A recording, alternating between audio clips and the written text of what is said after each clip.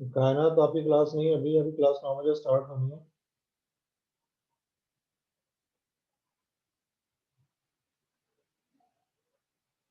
Roll number 201240।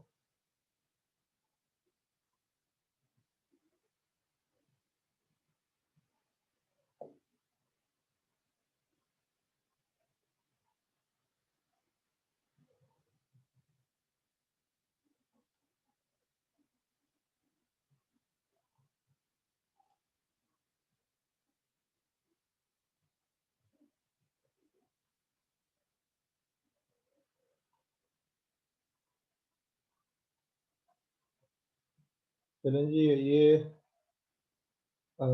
Screen नजर आ रही है आपको? जी सर, आ रही। क्या नजर आ रहा है?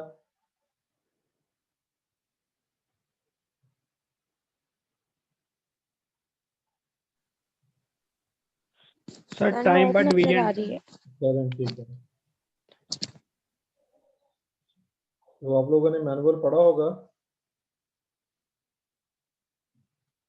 उसमें टाइम पर डिवीजन का जो है वो जिक्र होगा। तो इसको ज़रा देखें।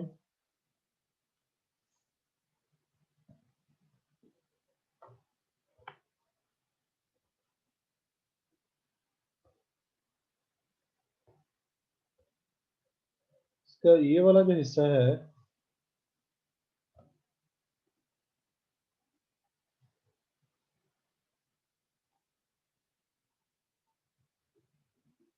ये वाला जो हिस्सा है ये मिली सेकंड का है, और ये वाला जो हिस्सा है ये सेकंड का है, और ये वाला जो हिस्सा है ये माइक्रो सेकंड का है। तो ये वाला जो पोजीशन है, इसमें हम चाहे चैनल 1 हो चाहे चैनल 2 हो, उसको अलॉन्ग एक्स एक्सिस हम मूव कर सकते हैं। यानी उसको सिग्नल को राइट वर्ड भी मूव किया जा सकता है, अपने सूरत की खाते और लेफ्ट वर्ड भी मूव किया जा सकता है। तो इसमें ये वाली जो चीज़ है कि जिस तरह हमने लास्ट टाइम बात की थी मल्टीप्लाइड बाय 10, तो उसमें हमने वोल्टेज के लिहाज से बात की थी।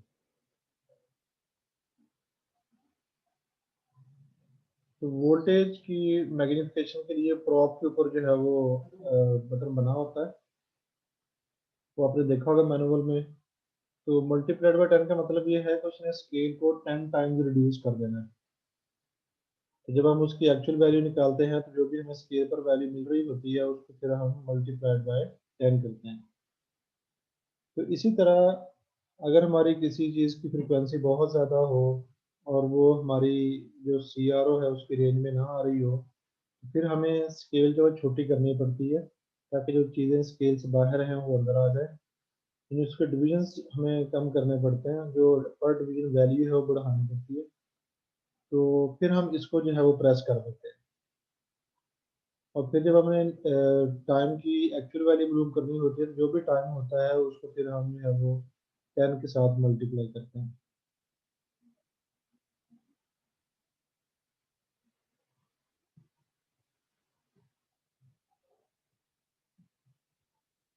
तो इसमें ये हमारे पास जो है वोल्ट पर डिवीजन है।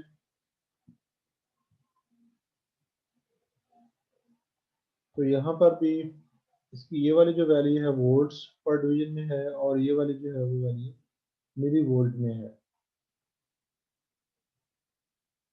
तो यहाँ पर जो नॉब है वो 5 के ऊपर है आई थिंक।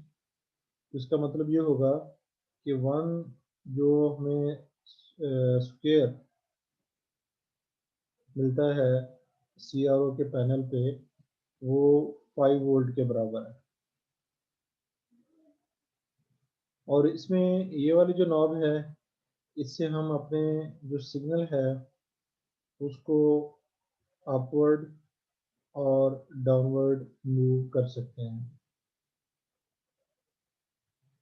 तो ये जो चैनल 1 है ये हम के अंदर सी ए एल ड्यूरिंग कैलिब्रेशन होता है, यानी अगर हमें सिग्नल को अपनी रिक्वायरमेंट के मुताबिक करना हो तो इसकी मदद से हम उसकी जो थोड़ी बहुत कमी बेशी होती है उसको रिमूव कर लेते हैं।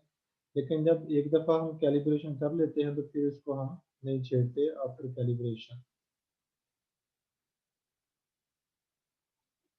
तो इसमें ये वाला जो था जिसमें हम बात कर रहे थे कि एसी है, ग्राउंड है और डीसी है, तो ये आपके इनपुट सिग्नल पर डिपेंड करता है वो कैसा है।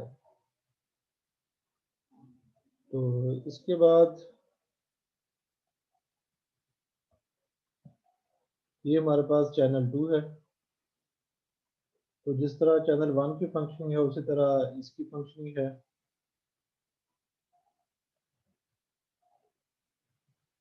तो इस ये जो हमारी CRO है ये डुअल चैनल है और ये उसकी मैक्सिमम फ्रीक्वेंसी जो हम इसे कैलकुलेट कर सकते हैं वो 20 मेगाहर्ट्ज़ है। तो डुअल चैनल से मुराद ये होती है कि आप दो सिग्नल जो हैं वो एट द सेम टाइम दोनों चैनल के वो देख सकते हैं। यानी अगर फर्ज कर लें कि ये सिग्नल जो हमारे चैनल 1 पे है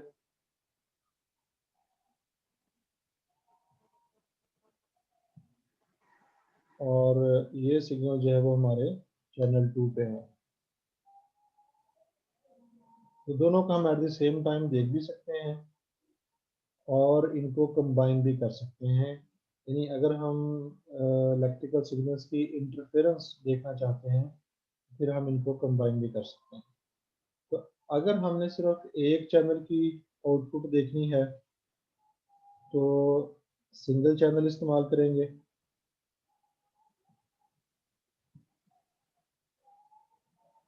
यानी अगर हम चैनल 1 पे आउटपुट देखना चाह रहे हैं, इनपुट हमने चैनल 1 पे दी है, इसकी आउटपुट हमें नज़र आएगी स्क्रीन पे, तो हमें ये जो नॉब है चैनल 1 पे सेलेक्ट करनी होगी। इसी तरह अगर हमने चैनल 2 को इनपुट दी है और ज़ाहिर बात है चैनल 2 को इनपुट दी है तो फिर इसको चैनल 2 पे करना पड़ेगा। अगर चैनल इनपुट जो है वो आपने चैनल 1 पे दी हो और ये एडजस्ट किया हो यहाँ पे, तो फिर हमें आउटपुट नज़र नहीं आएगी।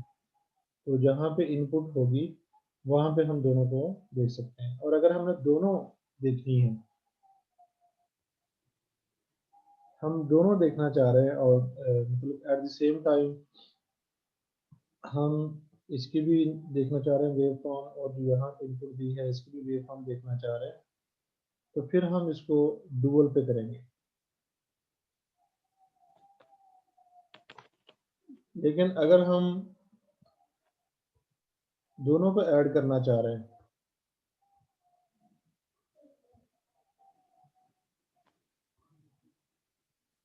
तो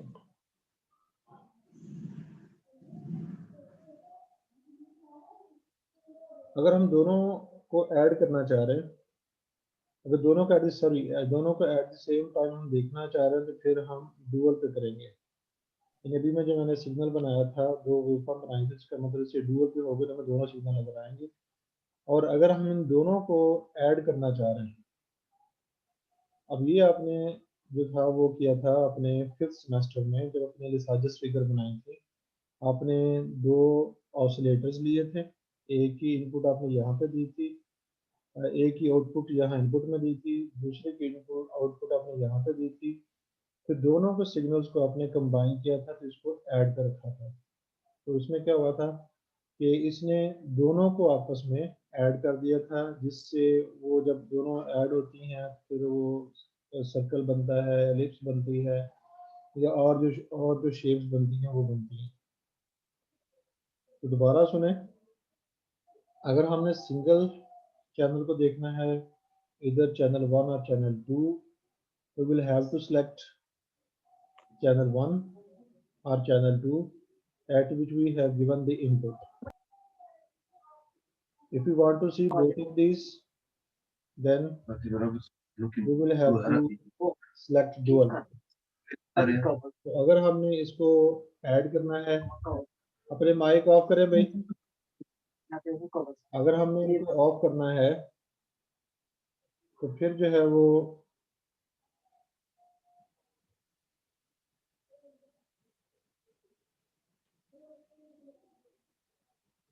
एक मिनट ठहरिएगा।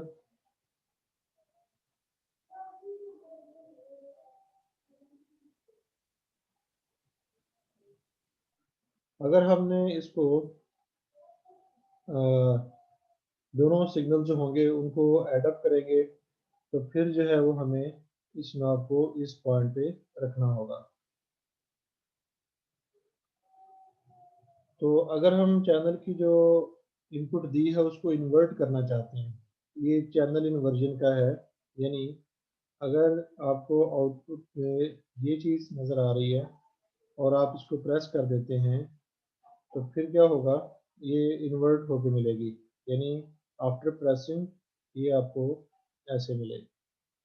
तो चैनल इन्वर्जन के लिए जो है इस्तेमाल होता है। बाकी इसके अंदर भी वही, अगर चैनल 1 के सिग्नल को अपवर्ड और डाउनवर्ड मूव करना चाह रहे हैं इस चैनल को, तो ये नॉब इस्तेमाल करेंगे, और अगर इस चैनल के सिग्नल को हम अप एंड डाउन मूव करना चाह रहे हैं तो इसको जो है वो हम इस्तेमाल करेंगे। तो ये थी कुछ चीज़ें जो आपने इनके बारे में मैनुअल के अंदर भी पढ़ा होगा, तो यहाँ थोड़ा सा उसको हमने समराइज किया है।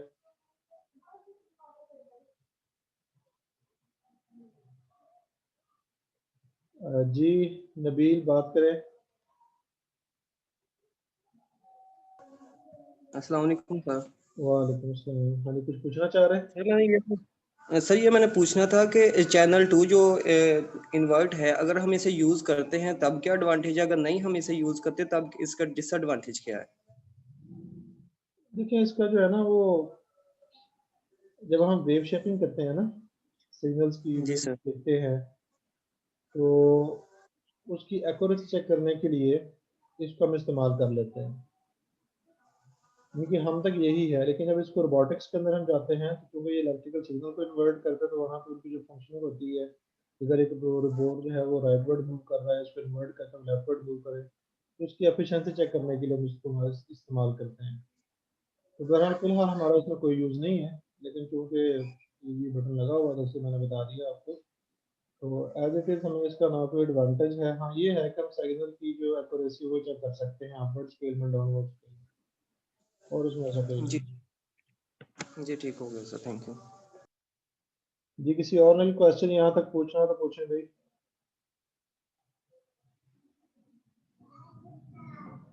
चलें ठीक है, तो अब जो है वो हम इसकी स्केल की तरफ आते हैं। तो अब जो स्केल है इसकी, हाँ जी 4140 आतिफ जी बताएं क्या मसला है? अस्सलाम वालेकुम सर। वालेकुम अस्सलाम, कैसे हैं? शुक्र अल्हम्दुलिल्लाह। सर पूछना ये चाह रहा हूँ कि मैं, आपने उस दिन लास्ट टाइम कहा था कि दोनों चैनल की कैलिब्रेशन करना ज़रूरी है, हाँ तो जी। हम जब दोनों की इकट्ठी करना चाहें तो इसको डुअल पर आकर कर सकते हैं, नहीं डुअल नहीं, मोड में? जो कैलिब्रेशन है वो सेपरेट ही होती है। सही, कैलिब्रेशन हर चैनल की सेपरेटली हमें करनी पड़ेगी। ठीक है सर। लेकिन जब एक दफ़ा सर कैलिब्रेशन कर लेंगे एक मखसूस प्रॉप से, तो ना तो आपने प्रॉप चेंज करनी है और ना ही जो मैंने बटन बताया था कैलिब्रेशन वाला उसको छेड़ना है। तो ये चीज़ें आपने ध्यान में रखनी होती हैं, फिर हमें एक्यूरेट वैल्यू जो है वो मिलती है। जी बेहतर हो गया सर। जी 4128 आप पूछना चाह रहे हैं कुछ?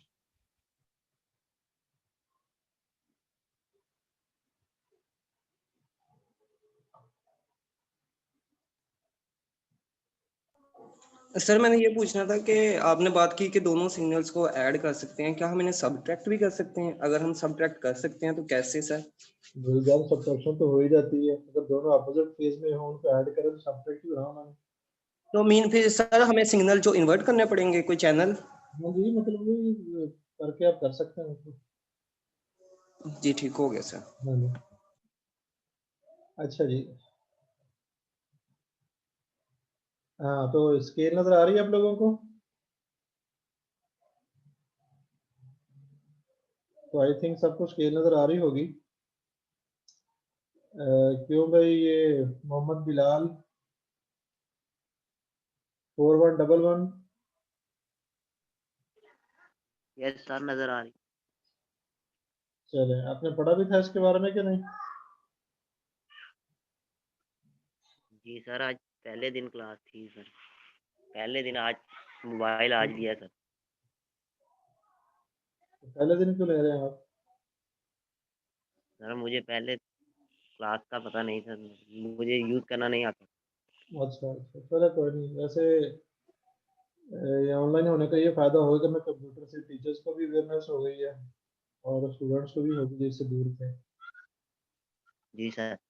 चले जी, तो हमें एक स्केल नजर आ रही है, अपने माइक जो है वो ग्रुप पे लगाएं सारे। तो ये एक स्क्वायर हमें नजर आ रहा है। तो इसकी जो वैल्यू है, अगर मैं इस नॉब को घुमा के इस पॉइंट पे लेके आता हूँ, फर्ज करेंगे ये 2 वोल्ट है, या आई थिंक 0.2 वोल्ट है ये। तो इसका मतलब ये होगा कि ये हमारे पास जो स्क्वायर है इसकी वैल्यू 0.2 वोल्ट है। तो अगर ये वैल्यू हम यहाँ से लेके यहाँ तक, नहीं अगर मेरे पास कोई सिग्नल हो, उसको मैं ये ऐसे करता हूँ, तो अब अगर इसकी वैल्यू हम देखना चाह रहे सिग्नल की, तो वो हमारे पास ये होगी कि ये भी 0.2 वोल्ट होगा, ये भी 0.2 वोल्ट होगा। तो यहाँ से लेके यहाँ तक इसकी जो वैल्यू है वो 0.2 को आप 2 से मल्टीप्लाई करेंगे तो 0.4 वोल्ट आ जाएगी। और अगर आप इसकी पीक टू पीक करना चाह रहे हैं तो ये भी 0.24 होगी, 0.2 जो होगी हमारी।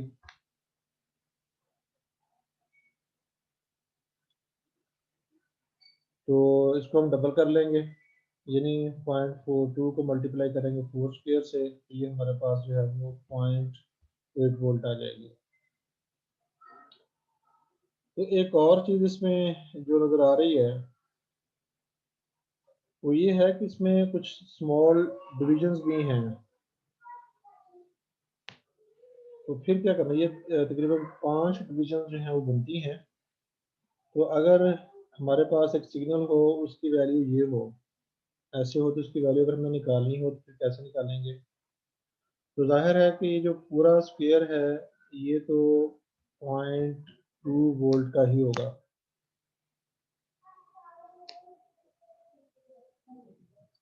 तो अब जो है ये वैल्यू कितनी होगी, तो उसके लिए फिर आपने क्या करना, बहुत सिंपल सा मैथमेटिकल रूल है जिसमें पढ़ा हुआ है कि हम क्या करते हैं कि इस पूरी, क्योंकि पूरी की जो वैल्यू है वो तो 0.2 वोल्ट है, तो इसको हम 5 पर हम डिवाइड कर लेते हैं। तो 5 पर डिवाइड करने से हमारे पास एक आंसर जो है वो आ जाएगा।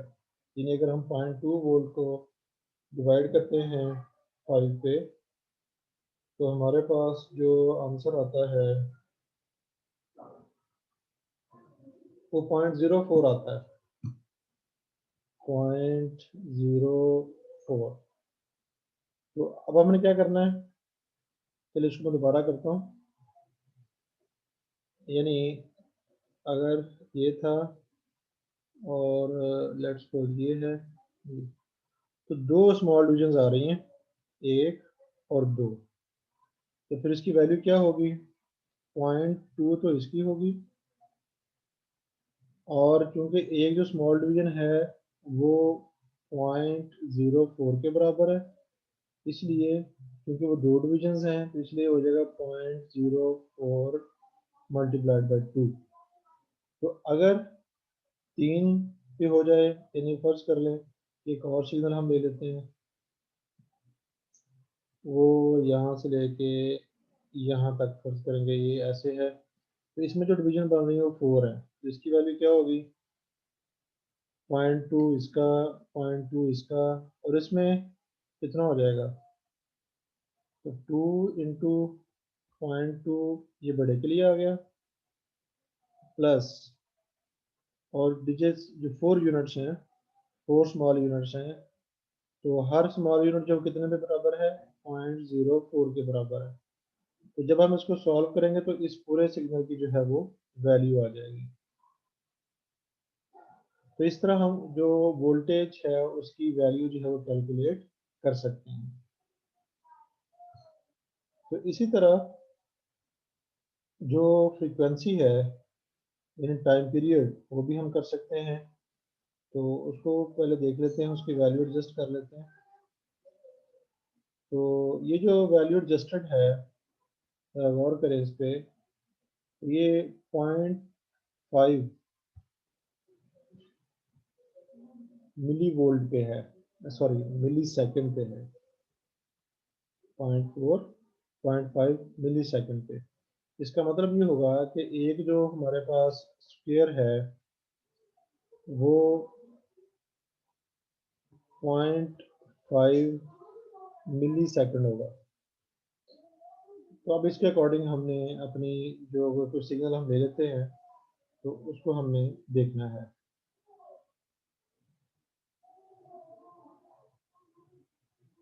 तो स्केल पे हमने क्या देखा कि 1 जो स्मॉल स्क्वायर है, जो हमें स्क्वायर नज़र आ रहा है इसका, वो 0.5 मिली सेकेंड के बराबर है। इसका मतलब ये होगा कि यहाँ से लेके यहाँ तक 0.5 मिली सेकेंड है, यहाँ तक भी 0.5 मिली सेकेंड है, मतलब हर एक स्क्वायर जो है 0.5 मिली सेकेंड का है। इसी तरह इधर भी, इधर भी, इधर भी, इधर भी।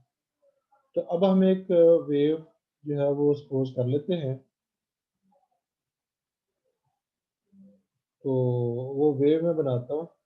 फर्ज करने की ये वेव मैंने अपनी सहूलत के लिए ये बना ली ऐसे। तो ये जो है और ये, तो टोटल यहाँ से वेव स्टार्ट हो रही है और एंड तक जो टाइम होगा वो इसका टाइम पीरियड होगा, मतलब time for positive half cycle, time for negative half cycle. तो ये होगा। अब चूंकि 4 खाने आ रहे हैं इसमें, तो 4 मल्टीप्लाइड बाय 0.5 मिली सेकेंड, तो मिली जो होता है 10⁻³ सेकेंड, ये हो जाएगा। तो अब अगर हम इसका टाइम पीरियड निकालते हैं तो वो क्या होगा, वो 0.5 मिली सेकेंड, इसको देखेंगे।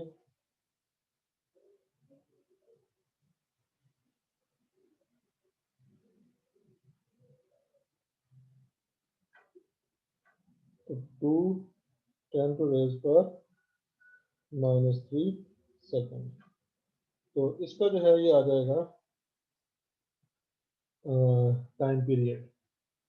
तो अब अगर हमने इसकी फ्रीक्वेंसी निकालनी हो तो फ्रीक्वेंसी जो है वो हम निकाल सकते हैं। F equals to 1/2 10⁻³ second. तो ज़ाहिर इसको इन्वर्ट करेंगे, ये आ जाएगा 0.5 आएगा और साथ आ जाएगा 10⁻³ तो हमारी जो फ्रीक्वेंसी आएगी इस सिग्नल की वो होगी 0.5 किलो हर्ट्ज। ये इसकी फ्रीक्वेंसी है। तो ये मोहम्मद अफजल खान है, लेकिन इनका नाम ही है, रोल नंबर नहीं आ रहा, इसलिए इनको मैं एडमिट नहीं कर रहा। इनको आप इन्फॉर्म कर दीजिए। अच्छा जी, तो अगर यहाँ तो पूरे स्क्वायर आ रहे थे, लेकिन अगर पूरे स्क्वायर ना आ रहे हों तो फिर हम क्या करेंगे, फिर उसी तरह इन्हें फर्ज कर लें हमारी जो वेव फॉर्म है वो यहाँ से ऐसे, और